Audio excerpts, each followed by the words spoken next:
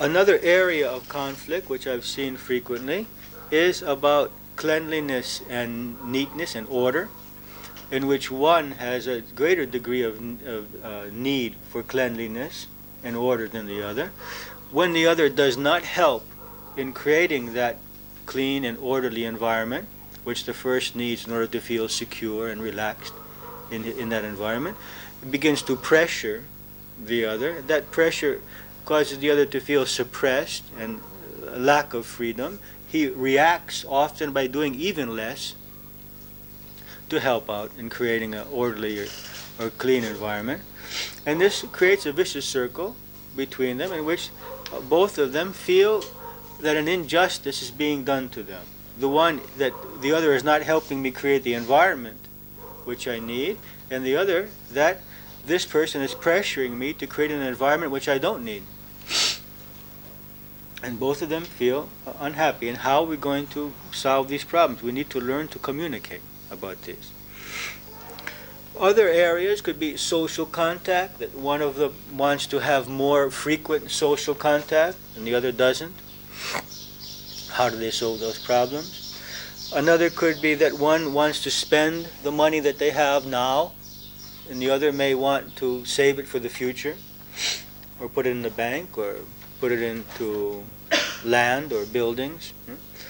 Whether they're going to watch TV, or whether they're going to listen to music, or whether they're going to read. How to bring up the children, if the children should be controlled to a great degree, or whether they should be left free to make their own decisions. Often a source of conflict between the couple, within the couple.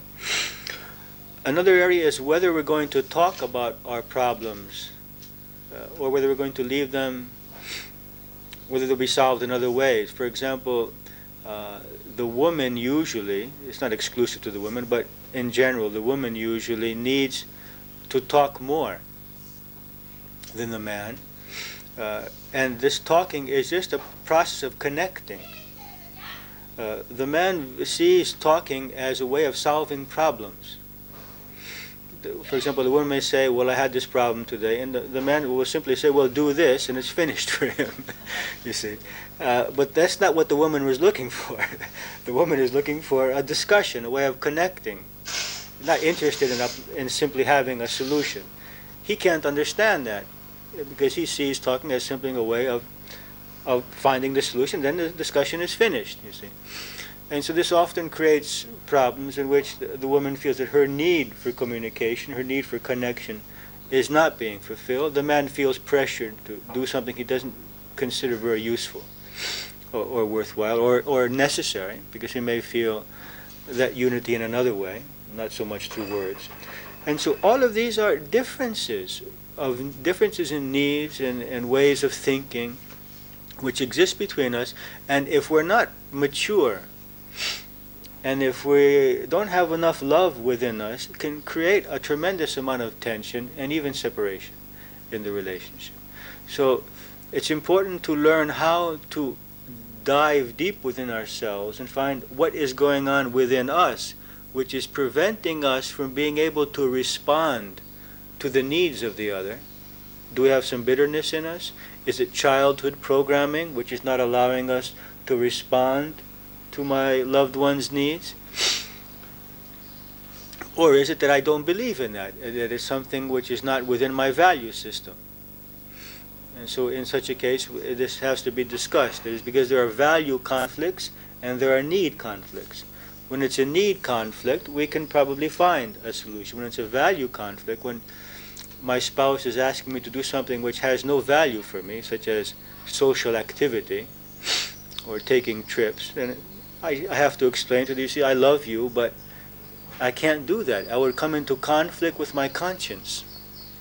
As much as I love you, I cannot do things in life which bring me into conflict with my inner self.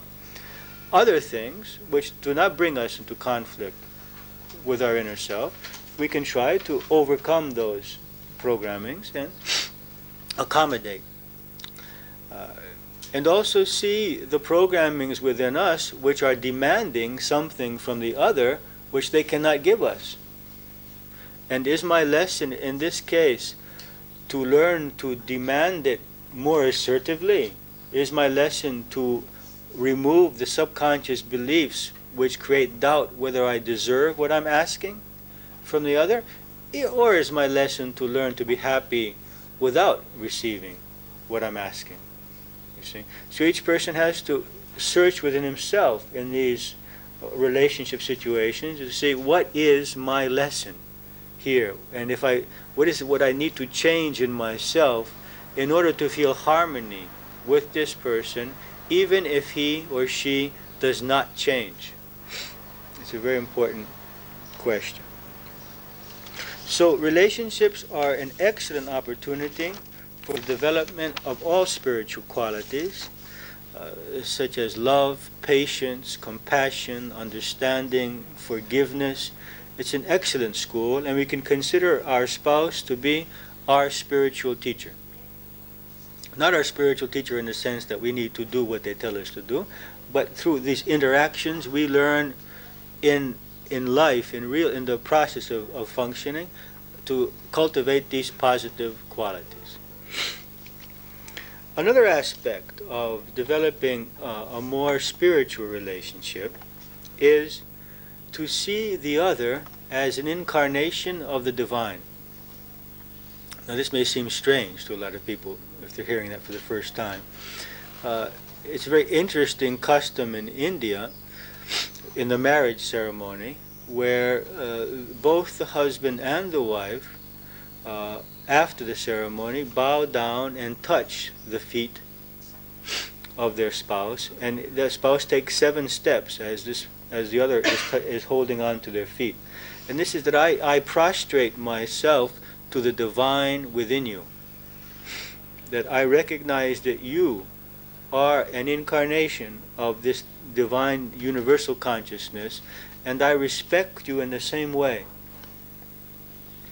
So this cultivation of the idea that this is not simply a body which is across from me. This is an incarnation of this one universal consciousness. And it's exactly the expression, because every expression of that universal consciousness is unique and different. It's exactly the expression which I need in order to grow.